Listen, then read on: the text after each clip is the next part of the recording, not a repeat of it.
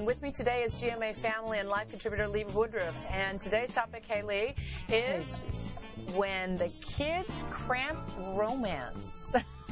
When don't they, Juju? Exactly.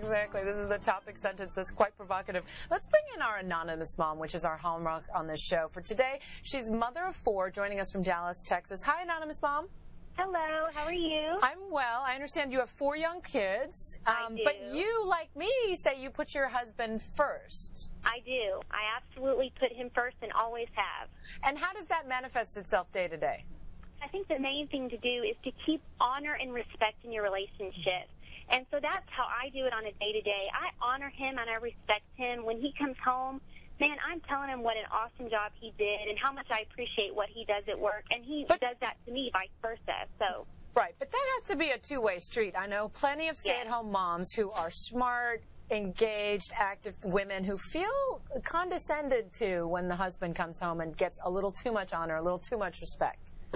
Yeah, well, that is true. So it definitely has to go both ways because I know, oh my gosh, being a stay-at-home mom of 4 kids, you absolutely go, do you even respect that I have done your laundry today or that, that I did the dishes? But, because those are things that go, take for granted. Right, or that I set 4 sets of play dates and pediatric appointments and everything else in between. I could not exist right now in my relationship without a huge sense of shared humor with my husband. And I feel like that, even beyond the honor and respect part, because he gets a little tired of me thanking him for unloading the dishwasher. Right, I feel like if we couldn't laugh together, it would be a rougher road. Do you find that humor goes a long way at the end of your day?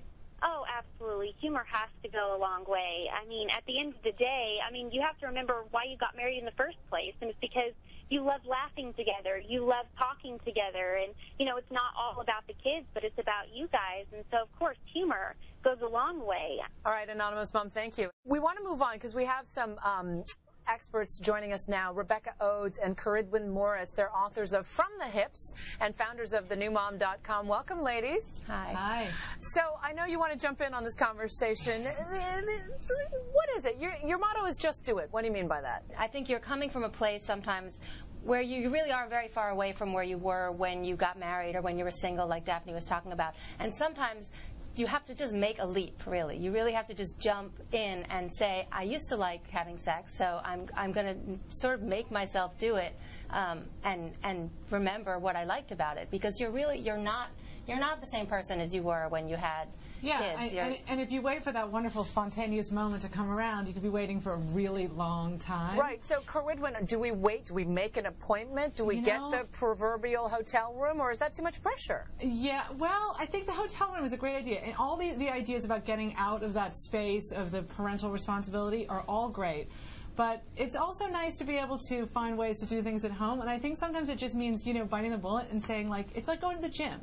You have to just sort of go, okay, sex, I know, it's good for me, it feels good, I like it, remember?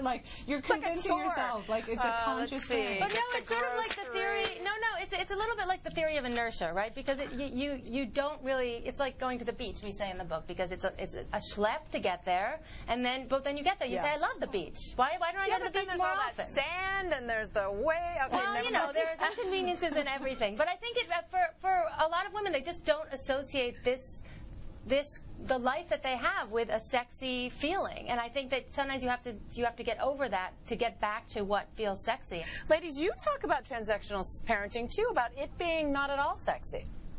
Yeah, I think that it's not just about the back and forth and the kind of roteness of it, but it's also about what you associate with sexiness. And part of that is not really being responsible. Part of it is saying, you know what, let's just take off and go hop in the sack. And that's just not really possible as a parent. So, it's about changing your view and letting yourself be sexy maybe on a schedule and letting yourself be sexy surreptitiously and all the different things that didn't really happen because you didn't have the same constraints. Right, and it's, as we know, it's not all about sex. This is as much about romance and finding that emotional connection. You often talk about you don't have to wait until the kids are bed in order to have that kind of closeness.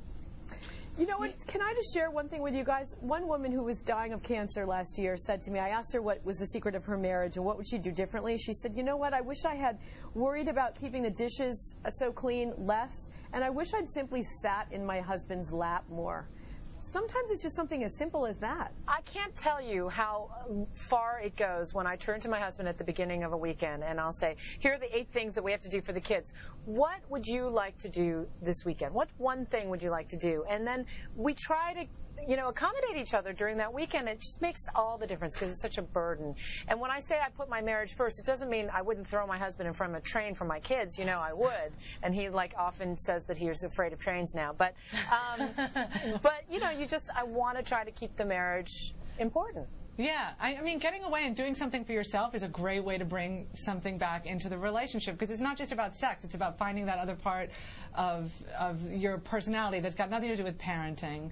That's, about some other interest. You're bringing in the outside world and influences. And Daphne was talking about it before. I mean, you can go out with other friends and connect with other parts of, of your the world. life and of your personality. And you're saying that kids don't necessarily cramp the romance, or they don't have to. They do, but you have to work around it. I mean, I think if you just sort of get into this loop of the kids and the and the transactions, and you don't make any effort to get outside of it, yeah, it can definitely cramp it, and does for pretty much everybody. But I think that there are a lot of ways that you can augment that or break the cycle. And getting attention from other people can also be really helpful. Just in sort of a day-to-day way.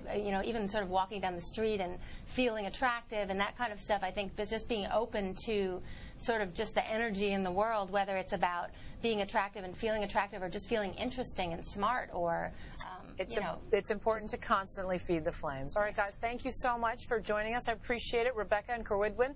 To continue this discussion, you can go to abcnews.com/GMA/parenting.